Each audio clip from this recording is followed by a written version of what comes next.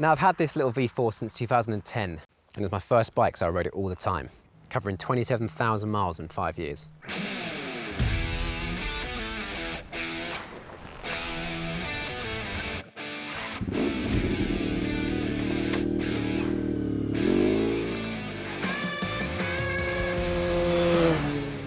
Now, that footage was filmed in 2015, and in the 7 years since then, I've only done 720 miles on it. Now, if there's one thing these bikes hate, it's being left unused. They get very upset and start protesting, start leaking oil, start leaking fuel, rubbers perish, electrical bits go bad. Every time I think, oh, I'll take the RVF out this summer, I've got a jobs list the size of my arm to get done. So I thought I'd share this one with you guys. There's a big old list to get through, so let's get started. So here's this year's list. First up, the clamps that connect the front downpipes to the collector were rotten through. I'd done a temporary repair a few years ago, but that had now failed. Next, I need to sort the cooling fan. It's actually never worked on this bike, and the bottom radiator was in need of some serious TLC. Then I've got to renew the clutch cover gasket, as it's been weeping oil from here when it's warm. With that done, I'll give it a fresh oil and new filter, and then I'll put fresh pads in the front brakes.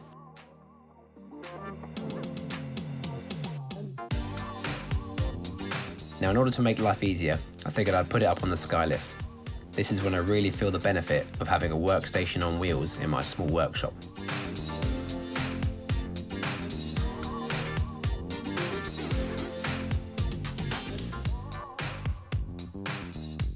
I began to remove the lower fairings. Sadly, these are an aftermarket set, but I'm slowly building up a set of OEM panels. So here are the offending clamps, or at least what's left of them. I began to excavate the remains of the previous repair I made some years ago.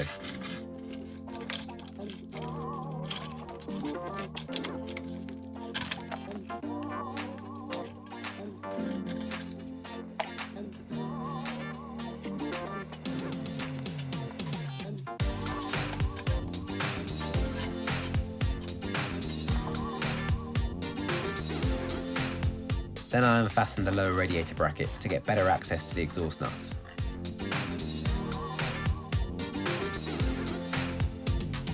The first one came off okay, but the second one sheared.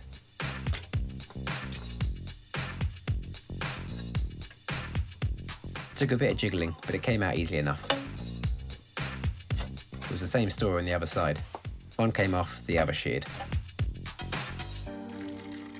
I drained the coolant and started to remove the bottom radiator.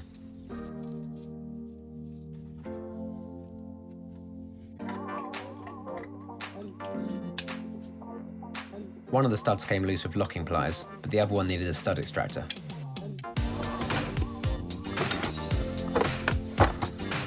Now these have got rollers in that bite into the stud as you turn it, and it soon broke it loose.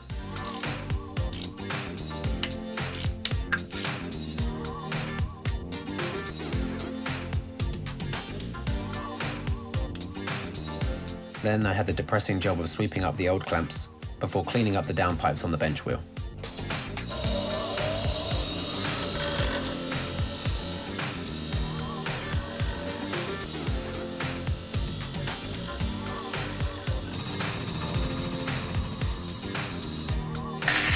I had to cut off what was left of the flanges on the collector side, ready to accept the new clamps.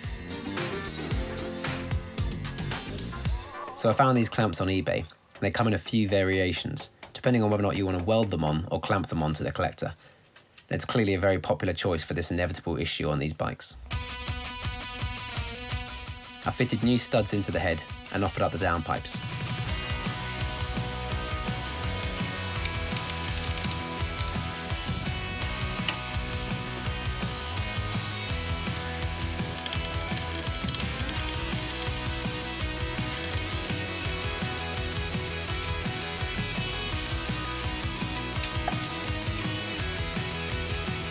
Then I tightened the clamps, making sure that they wouldn't touch the fairings.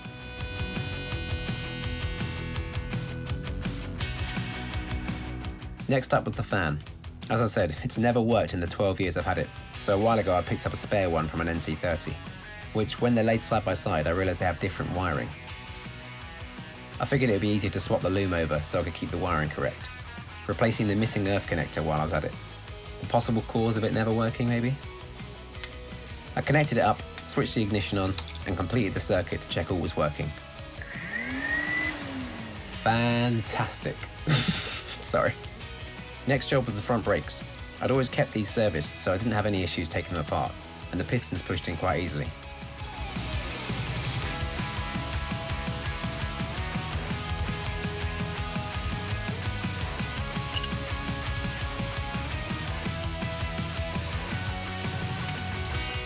Put a bit of copper grease on the back of the new pads, replace the spring clip, and put the pads back in.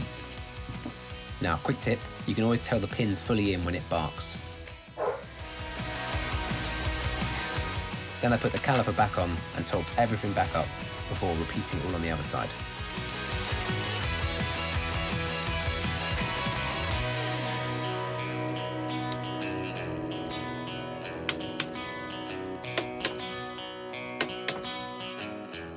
Now, this radiator was going to need some serious work. Luckily, I'd seen a really cool technique online that I've been keen to try out. Basically, you take a straight piece of wood and you wave it across the top of the radiator, and it does a great job in bringing it back to factory finish.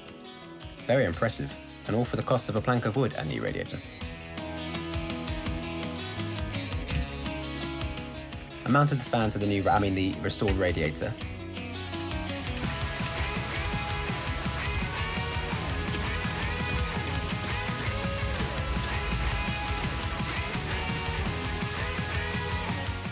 Then I checked it span freely and offed it up to the bike.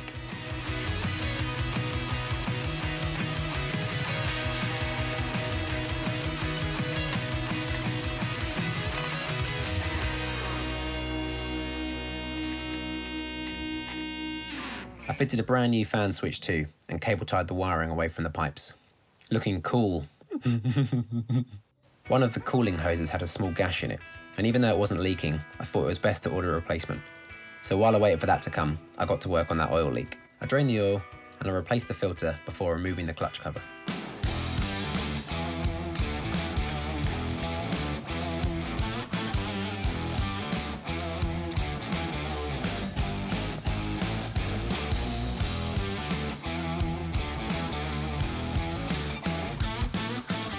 I scraped off what was left of the old gasket before putting the fresh one on and filling with fresh oil.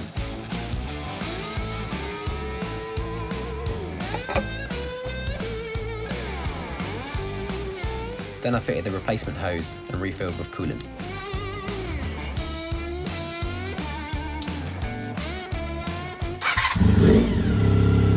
I fired it up so I could check for exhaust leaks, oil leaks and coolant leaks.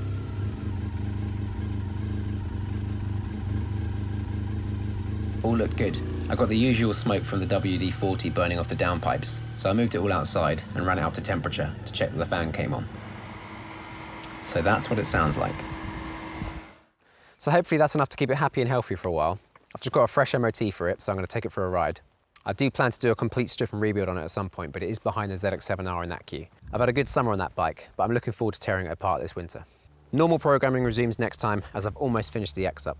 The final instalment in that series will be ready in a few weeks' time, so I'll see you then.